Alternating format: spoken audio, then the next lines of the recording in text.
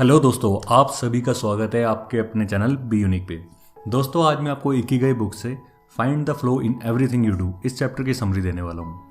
इस चैप्टर में ऑथर ये बताते हैं कि कैसे आप अपने काम में इतना खो जाएं कि आपको टाइम का पता ही ना लगे और साथ ही उस काम को करते वक्त आप फुल इंजॉय करें।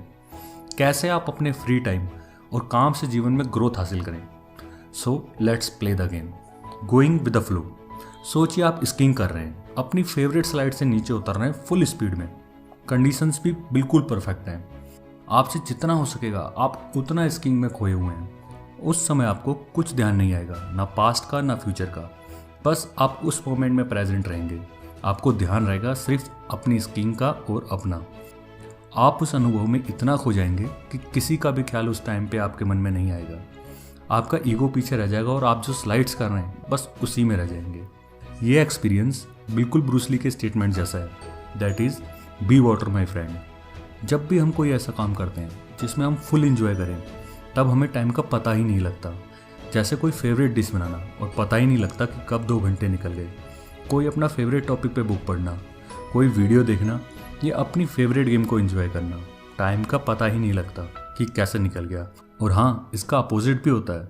जब हमें कोई काम करना हो जो हमें बिल्कुल पसंद नहीं, तो हर मिनट पूरे घंटे जैसा लगता है। जिसे आइंस्टाइन समझाते हैं अपनी थ्योरी ऑफ रिलेटिविटी से कि अगर आप अपना हाथ किसी बर्निंग फ्लेम के ऊपर रखेंगे तो कुछ ही सेकंड में लगेगा कि बहुत टाइम हो गया, और वहीं अगर किसी क्यूट सी लड़की के साथ डेट करना हो तो 1 घंटा भी ऐसा लगेगा कि अभी तो कुछ ही मिनट हुए हैं। द पावर ऑफ फ्लो, यही तो हमें चाहिए कि अपने काम में हम इतना एंजॉय करें कि हमें टाइम का पता ही ना लगे, जिसे कहते हैं पावर ऑफ फ्लो।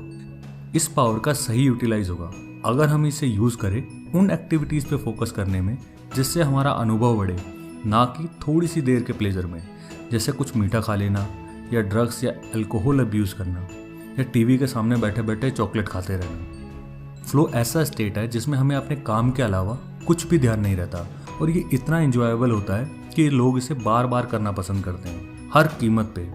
सिर्फ प्रोफेशनल ही इसका यूज़ नहीं करते अपने फोकस को बढ़ाने के लिए, बल्कि ज़्यादातर एथलीट्स, चेस प्लेयर और इंजीनियर भी अपना ज़्यादातर टाइम अपने काम के साथ निकालते हैं, जिससे वो ये स्टेट ऑफ फ्लो अचीव कर सकें।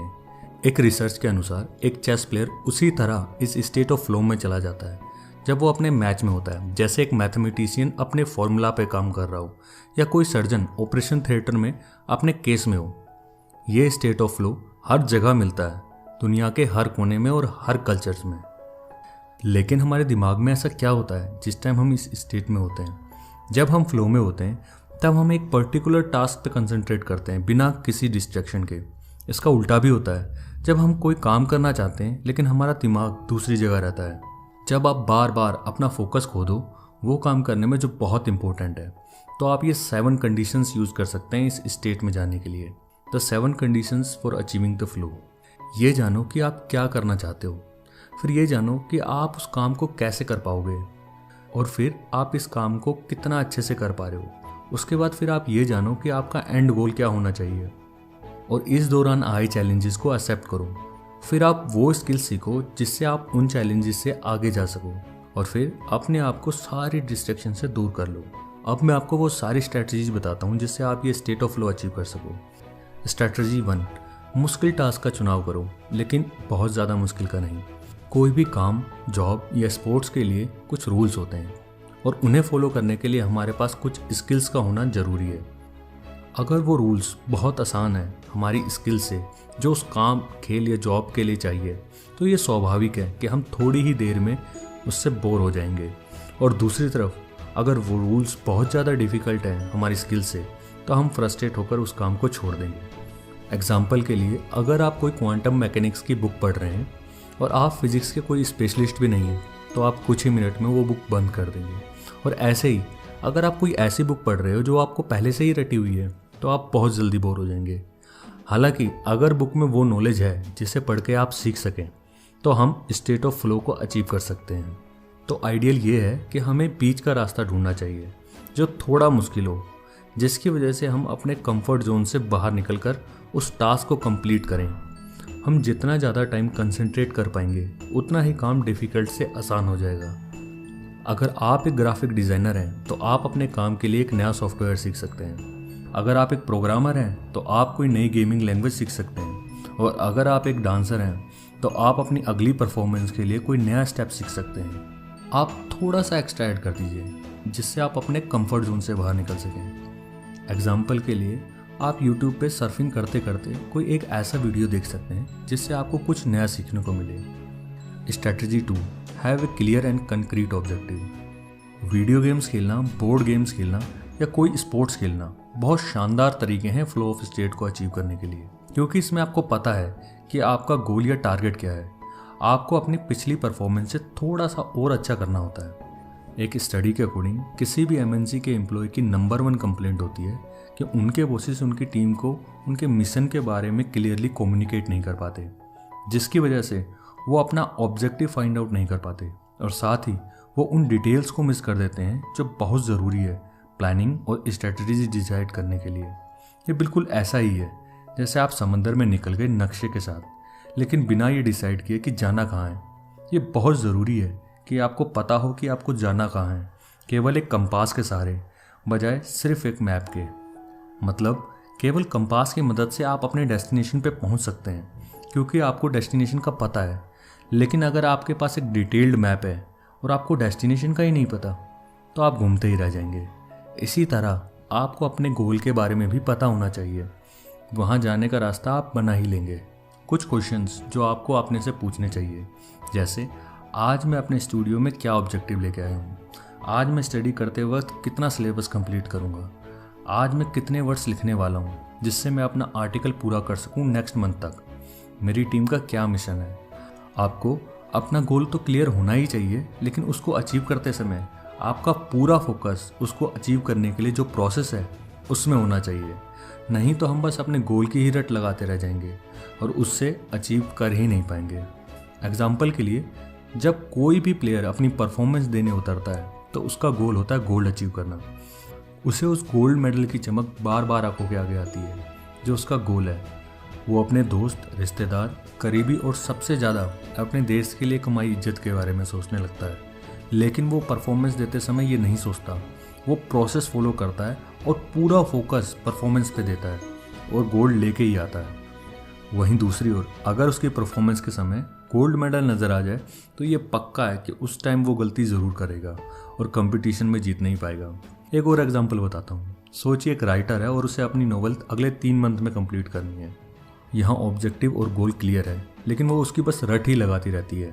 वो रोज़ सुबह उठती है, न्यूज़पेपर पढ़ती है, घर के थोड़े बहुत काम करती है और थकने के बाद थोड़ा रेस्ट करते करते शाम हो जाती है, और शाम में अपने आप से वादा करती है कि कल से वो नॉवल ज़रूर लिखेगी। और ऐसे ही दिन से हफ्ते हो जाते हैं और हफ्तों से महीने निकल जाते हैं, जबकि उसे चाहिए कि बस वो जिस टाइम भी फ्री हो केवल शांति से बैठे और सिर्फ पहला वर्ड लिखे, फिर दूसरा, और जब तक कि वो फ्लो ऑफ स्टेट को अचीव नहीं कर ले। जितनी जल्दी आप वो एक छोटा सा स्टेप लेंगे अपने गोल की तरफ, आपकी एंजाइटी गायब हो जाएगी और आप फ्लो की स्टेट को अचीव कर लेंगे और उस प्रोसेस को एंजॉय करने लगेंगे, जिससे आप अपने गोल के और पास आ जाएंगे। अल्बर्ट आइंस्टाइन कहते हैं, एक हैप्पी पर्सन अपने प्रेजेंट के कामों में लिप्त रहता है क्योंकि उसे पता है कि जो वो आज कर रहा है उसकी वजह से उसका फ्यूचर बहुत शानदार होगा। Strategy 3, concentrate on a single task. आज के समय शायद ये टेक्नोलॉजी ही सबसे बड़ा डिस्ट्रैक्शन है। जैसे कि कई बार हम YouTube पे वीडियो देखते देखते किसी मेल का रिप्लाई कर रहे होते हैं, उतने में हमारे फ़ोन में कोई नोटिफिकेशन आ जाता है और हम फिर मेल छोड़कर उस मैसेज का रिप्लाई करने लग जाते हैं, और साथ ही फिर थोड़ी देर हम फेसबुक भी चेक कर लेते हैं। इतने में हमें ध्यान ही नहीं रहता कि हम रिप्लाई मेल में क्या लिख रहे थे। कई बार ऐसा हमारे साथ डिनर के टाइम भी होता है। ज़्यादातर उस समय भी हम कोई मूवी देख रहे होते हैं और हमें ध्यान ही नहीं रहता कि हमारे किसी अपने ने कितना शानदार और लजीज खाना बनाया है। हम अक्सर ये सोचते हैं कि कई सारे काम एक साथ करने से हम अपना काफ़ी समय बचा लेंगे, लेकिन साइंटिफिक एविडेंस भी ये बताते हैं कि रिजल्ट असल में बिल्कुल इसका उल्टा होता है। बल्कि जो लोग अपने आप को मल्टीटास्किंग में बहुत अच्छा मानते हैं वो ज़्यादा प्रोडक्टिव नहीं होते, असल में वो औरों से कम प्रोडक्टिव होते हैं। हालांकि हमारा दिमाग 1 सेकंड में लाखों इन्फॉर्मेशन कलेक्ट करता है, लेकिन असल में वो उनमें से कुछ दर्जन को ही प्रोसेस कर पाता है। जब हम समझते हैं कि हम मल्टीटास्किंग कर लेते हैं तो असल में हम अपने दिमाग को उन कई कामों में अपने ध्यान को ऑन ऑफ कर रहे होते हैं। हम अपनी काफ़ी एनर्जी वेस्ट कर देते हैं अपने ध्यान को कभी किसी काम पे फोकस करने में और फिर वहाँ से हटाकर किसी दूसरे काम पे। एक समय पे सिर्फ एक काम पर कंसंट्रेट करना सबसे इम्पोर्टेंट है फ्लो स्टेट को अचीव करने के लिए। इसके लिए हमें ऐसा एनवायरनमेंट चूज़ करना चाहिए जो डिस्ट्रैक्शन फ्री हो और जो काम हम कर रहे हो उस पर हर क्षण हमारा पूरा ध्यान हो। टेक्नोलॉजी ग्रेट है अगर हम इसे कंट्रोल कर रहे हैं, लेकिन अगर टेक्नोलॉजी हमें कंट्रोल कर रही है तो फिर ये ग्रेट नहीं है। एग्जाम्पल के लिए मान लीजिए अगर आपको कोई आर्टिकल लिखना है और आप गूगल यूज़ कर रहे हैं उस आर्टिकल को कंप्लीट करने के लिए, लेकिन अगर आप डिसिप्लिन नहीं हैं तो आप गूगल खोलते ही नेट पे फेसबुक भी चेक करेंगे और फिर अपने ट्विटर की टाइमलाइन भी चेक करेंगे और शायद यूट्यूब पे एक आध वीडियो भी देख लें। तो यही टेक्नोलॉजी आपको डिस्ट्रैक्शन की ओर ले गई और आप जो फ्लो ऑफ स्टेट अचीव करने वाले थे वो डिस्टर्ब हो गया। ये साइंटिफिकली प्रूव हो गया है कि अगर हम एक साथ कई कामों पर फोकस करें और अपने ध्यान को उन कामों में स्विच ऑन ऑफ करते रहें तो गलतियां होने के चांसेस भी बढ़ जाते हैं और साथ ही हम ये भी भूल जाते हैं कि हम क्या कर रहे थे। इसी पर एक स्टडी की गई उन हज़ारों स्टूडेंट्स पे जो बहुत काम एक साथ कर लेते थे और अपने आप को मल्टीटास्किंग में एक्सपर्ट समझते थे। ऐसे बच्चों को एक ग्रुप में रखा गया और बाकी दूसरों को दूसरे ग्रुप में। मल्टीटास्किंग ग्रुप के स्टूडेंट्स एडिक्टिव थे मल्टीटास्किंग के। जैसे वो पॉडकास्ट सुनते सुनते किसी मैसेज का रिप्लाई कर देते थे, साथ ही फेसबुक की प्रोफाइल भी चेक कर लेते थे। दोनों ग्रुप के स्टूडेंट्स को एक स्क्रीन दिखाई गई, उसमें कुछ ब्लू एरोज थे और कुछ रेड, अलग अलग डायरेक्शन में। ऑब्जेक्टिव ये था कि दोनों ग्रुप के स्टूडेंट्स को रेड एरोज काउंट करने थे। फर्स्ट राउंड में सारे स्टूडेंट्स ने रेड एरोज करेक्ट काउंट किए, लेकिन कुछ समय बाद जब ब्लू एरोज की काउंट बढ़ा दी गई और रेड एरोज की काउंट सेम रखी गई, केवल उनकी पोजीशन बदल दी गई, तो एक शॉकिंग रिजल्ट आया। जिस ग्रुप के स्टूडेंट्स मल्टीटास्किंग में अच्छे थे उन्हें काफ़ी प्रॉब्लम हुई रेड एरोज को काउंट करने में, क्योंकि वो हैबिचुअल थे मल्टीटास्किंग में। उन्हें काउंट करते समय ब्लू एरोज कंफ्यूज कर रहे थे जो कि नंबर में ज़्यादा थे। वहीं दूसरे ग्रुप के स्टूडेंट्स ने बहुत आराम से और कम समय में वो रेड एरोज काउंट कर लिए, क्योंकि उनका दिमाग प्रोग्राम्ड था सिर्फ सिंगल टास्क करने के लिए। और भी कई स्टडीज़ बताती हैं कि एक साथ बहुत कामों में ध्यान देने से प्रोडक्टिविटी 60% और IQ 10 पॉइंट से कम हो जाता है। अब मैं आपको बताता हूँ कि सिंगल टास्क पे कंसंट्रेट करना और मल्टीटास्किंग में क्या अंतर है। सिंगल टास्क पे कंसंट्रेट करने से आप फ्लो स्टेट को आसानी से अचीव कर लेंगे, जबकि मल्टीटास्किंग से इस स्टेट को अचीव करना इम्पॉसिबल है। सिंगल टास्क पे फोकस करने से आपकी प्रोडक्टिविटी इंक्रीज होती है, जबकि मल्टीटास्किंग से आपकी प्रोडक्टिविटी 60% तक कम हो जाएगी। सिंगल टास्क पे कंसंट्रेट करने से आपके मिस्टेक करने के चांसेस कम हो जाते हैं। वहीं दूसरी ओर मल्टीटास्किंग से चीज़ों को याद रखने में बहुत दिक्कत आती है। सिंगल टास्क पे कंसंट्रेट करने से हम कोई भी काम करते समय उसे बड़े आराम से और पूरे कंट्रोल में करते हैं।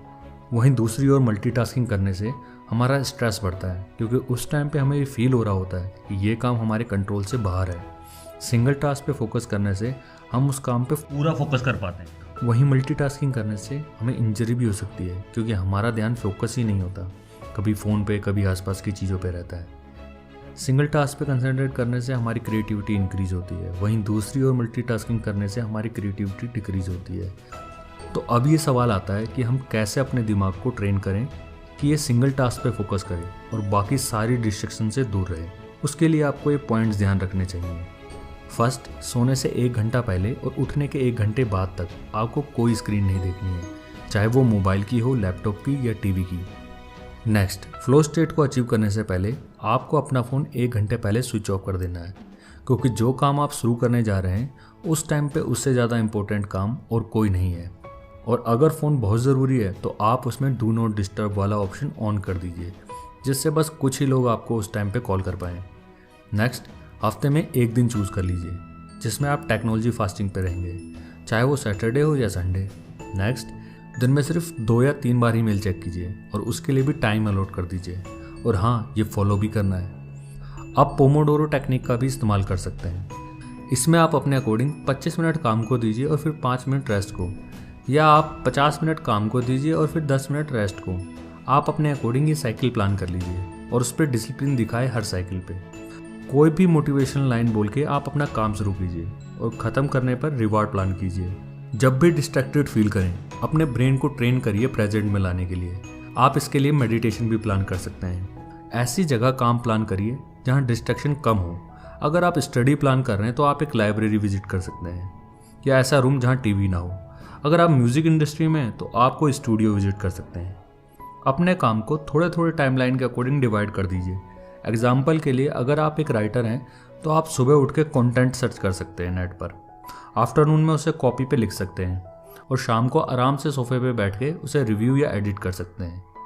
आप अपने कामों को बंडल करना सीखिए। जैसे जब आप नोट्स बनाने बैठे हैं तो 2-3 सब्जेक्ट के नोट्स एक साथ बना लीजिए, और जब आप रीड करने बैठे हैं तो 2-3 सब्जेक्ट्स की बुक एक साथ रीड कर लीजिए। अब मैं आपको बताऊंगा कि फ्लो स्टेट को अचीव करने के क्या एडवांटेज है और डिस्ट्रैक्शन के क्या डिसएडवांटेज है। अगर आप फ्लो स्टेट को अचीव करते हैं तो आपके पास एडवांटेज रहेगा कि आपका ब्रेन फोकस्ड रहेगा, जबकि डिस्ट्रैक्शन का डिसएडवांटेज ये है कि आपका ब्रेन हमेशा भटकता रहेगा। यहाँ आप हमेशा प्रेजेंट में जियोगे, जबकि डिस्ट्रैक्शन में पास्ट का दुख और फ्यूचर की चिंता रहेगी। फ्लो स्टेट में आपको कोई समस्या ज़्यादा फील नहीं होगी, मतलब आप उसे कंट्रोल कर लेंगे।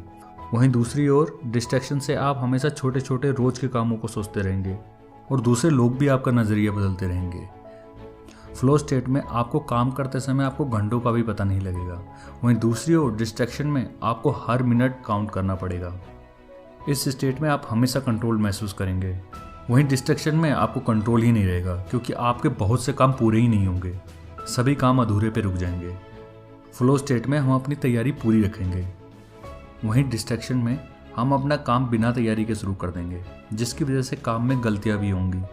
फ्लो स्टेट में हमें पता होगा कि हम किस टाइम पे क्या काम करेंगे, वहीं डिस्ट्रैक्शन में हम काम के बीच में ही रुक जाएंगे, क्योंकि हमें पता ही नहीं चलेगा कि इस काम को कैसे पूरा करना है।